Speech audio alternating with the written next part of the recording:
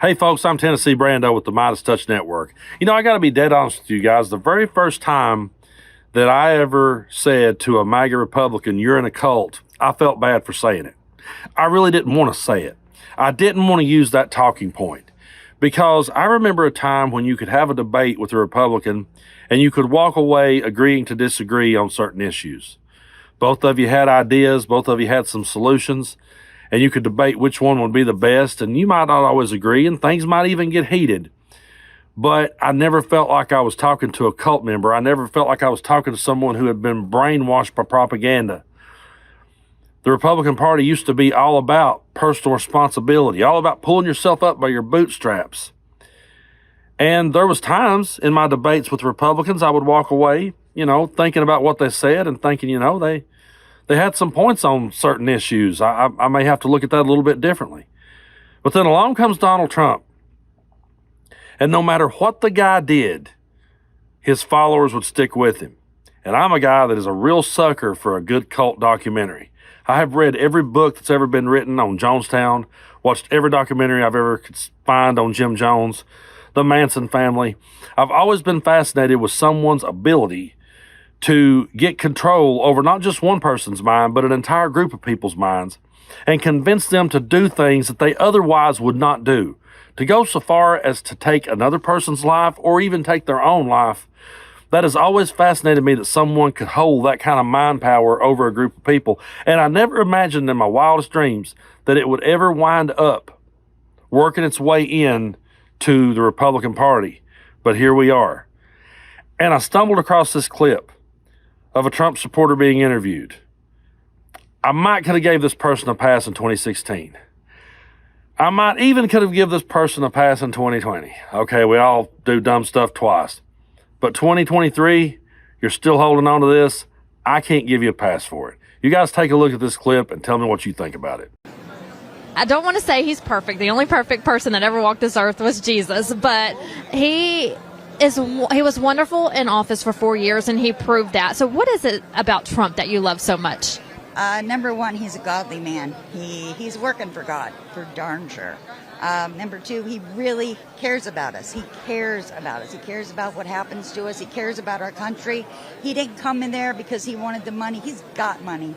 He is came in there because he is actually working for God, and he wants to help us, and he wants to get us to he wants to make America great again. And I it's true, but I think he's going to make it even greater, because I don't think, no matter what they try to do to stop him, he's going to come back, because he's working for God and God's on his side. Absolutely he is. So yeah, sadly, there are still people out there that are in that mindset.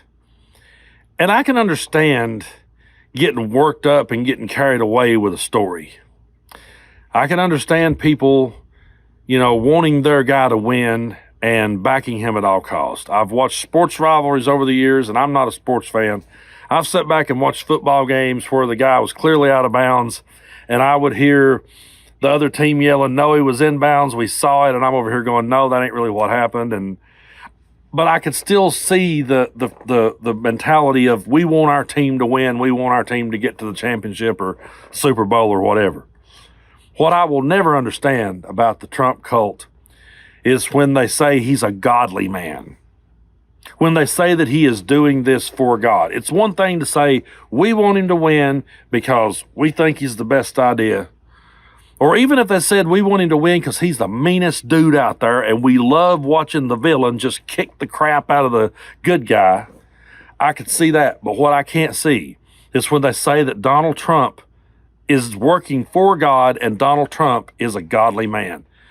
I grew up in church. Now, I walked away from the church back in 2002, and I've not been back, and I've never reconciled that.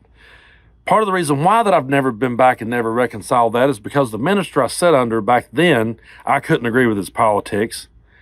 And over the years, he has evolved right into the cult of Trump, that he's so deep in that Mike Johnson way of thinking that there's no way in the world I could ever even probably carry on a conversation with the dude. I don't understand how people who went to church or grew up in a church could look at Donald Trump and think that he's godly. There is nothing about the dude that reflects the teachings of Jesus. The dude does not carry himself in a Christian manner at all. And when you read the Bible, Jesus says that in order to be born again, you must be born again. And in order to be born again, you must humble yourself like a little child. You must get back to being pure like a little child. Have any of you ever saw Donald Trump be humble like a little child? Have any of you saw him humble himself? Has anyone ever saw him show 1 ounce of compassion, 1 ounce of empathy, 1 ounce of respect for anyone other than himself? He in no way reflects born again. He in no way reflects being humble like a little child. And any time in the Bible where Jesus was confronted by sinners and he forgave them for their sins, he would always say to them, "You are forgiven of your sins. Now go and sin no more." When has Donald Trump changed? When has he stopped acting the way he used to act and started acting with a little bit of humility? When has he ever changed his stripes? He's been the same all the way through. Now, I could get it if he was like the little meek, humble dude. I could get it if he was Jimmy Carter. You know, if he was Jimmy Carter out here building homes for people and speaking with humility and having compassion and having empathy for other people, then I could say, you know what? Yeah, he is a man of God. Now, I know there's going to be a whole lot of people out there that will hear me saying all these things, and they'll say, yeah, but what it is, Brando, they're persecuting Trump. They're coming after Trump because he's trying to do God's will. You know, and they persecuted Jesus' disciples and the apostles back then, and it's the same thing happening today. Well, I could make this argument against that. Yes, the disciples of Jesus met horrific fates. Yes, the apostles met horrific fates. Some of them was crucified upside down. Some of them was beheaded. Some of them was burned at the stake. They faced horrific deaths. But they weren't out here really breaking the laws. They weren't out here treating people with disrespect. They were out there preaching the message of Jesus, preaching the message of love and compassion and forgiveness. And supposedly they were performing miracles and they were helping people. They were helping to rise people up and make the lame to walk. They were helping those in need. And yeah, they got persecuted. But Trump's not out there helping no one in need. Trump's not out there carrying on this message of love and peace. Donald Trump is out here being the same guy he was when he walked through the door, except now it's much worse because he's realized that, hey, the evangelicals of the world, they will let me get by with all this. They won't call bullshit on none of it. They will sit back and they'll let me do it. So what does he do? He uses the evangelicals to his advantage, and at the end of the day, they're using him to their advantage. Because at the end of the day, it's all an act. It's all a gimmick. The Bible's a stage prop. The cross is a stage prop. And they're in a cult. And it pains me to have to say that. But in every cult documentary I ever watched, the one thing they all had in common is the leader was always right. The leader could never be wrong. And if the leader was brought to justice, if the leader was brought down, it's because the evil powers that be was coming after him to bring him down. It was never, wait a minute, this guy got caught because he done something wrong. I watched an interview with Leslie Van Houten, who was one of the Manson family members. And she talked about how she got rehabilitated. And she talked about how that when she first went in to prison, she had done so much acid with Charles Manson that it took her years to get back to reality. And she said years later, it began to sink in what she helped Charles Manson carry out. And she did end up having compassion, and she did end up feeling really guilty for what she took part in. But so far, I've not saw that from the Trump supporters. I've not saw that moment of, you know what? We got played here. And I really wonder what it's going to take for them to ever come around and say, yeah, we got played.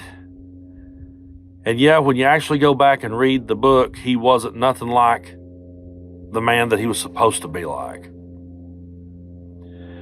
I will be sitting here, folks, in this chair when I'm an old man, and I'll be staring out at that field over there, and I'll be going, how in the hell did he convince them that he was a man of God?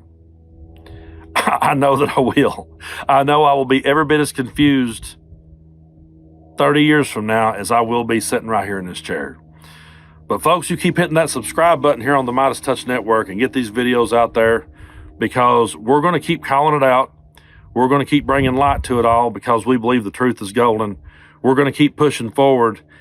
And when this is all over with, and we will get through this, better days are ahead. We'll make it. And when we do, we will look back at the MeidasTouch Network and we'll be able to say, you know what? The Midas Mighty was on the right side of history. And it will have been worth it. So until next time, I'm Tennessee Brando. You guys keep tuning in. I'll keep telling you the truth. Thanks so much for watching. We're only a few subscribers short of 2 million subs. Please subscribe right now to the MeidasTouch YouTube channel for free and help us grow this unapologetically pro-democracy network.